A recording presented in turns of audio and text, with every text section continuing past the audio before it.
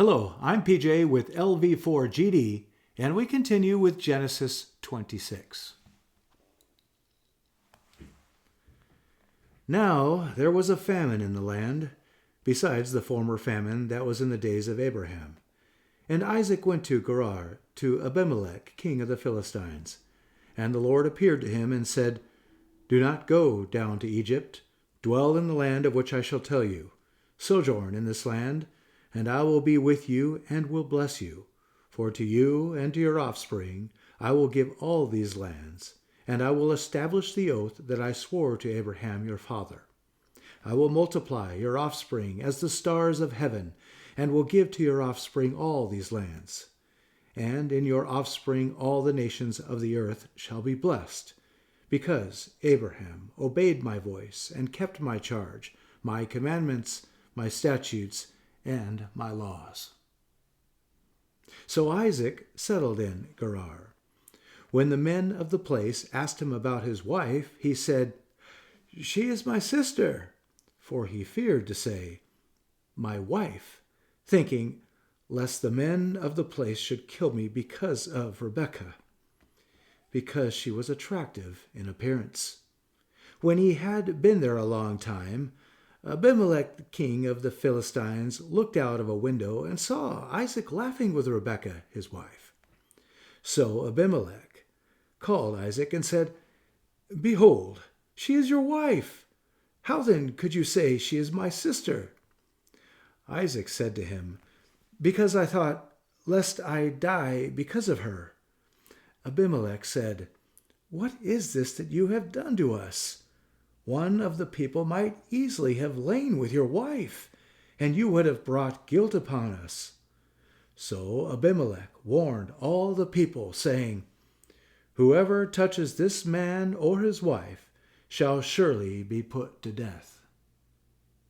And Isaac sowed in that land, and reaped in the same year 100-fold. The Lord blessed him, and the man became rich, and gained more and more until he became very wealthy. He had possessions of flocks and herds, and many servants, so that the Philistines envied him. Now the Philistines had stopped and filled with earth all the wells that his father's servants had dug in the days of Abraham, his father. And Abimelech said to Isaac, Go away from us, for you are much mightier than we.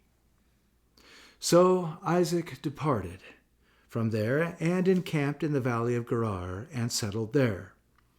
And Isaac dug again the wells of water that had been dug in the days of Abraham his father, which the Philistines had stopped after the death of Abraham.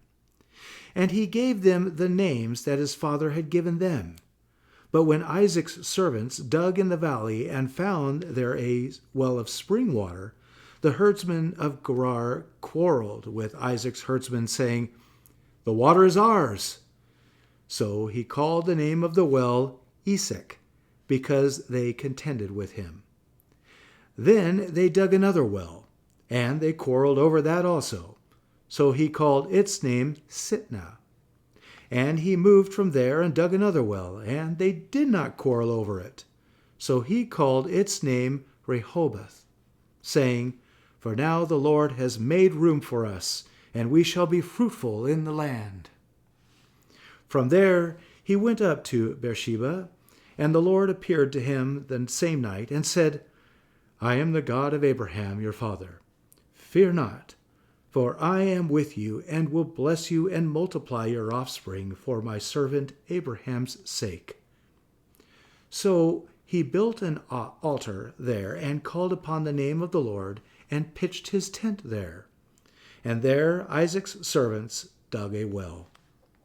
When Abimelech went to him from Gerar, with Ahuzamith his adviser, and Phicol the commander of his army, Isaac said to them, Why have you come to me, seeing that you hate me and have sent me away from you?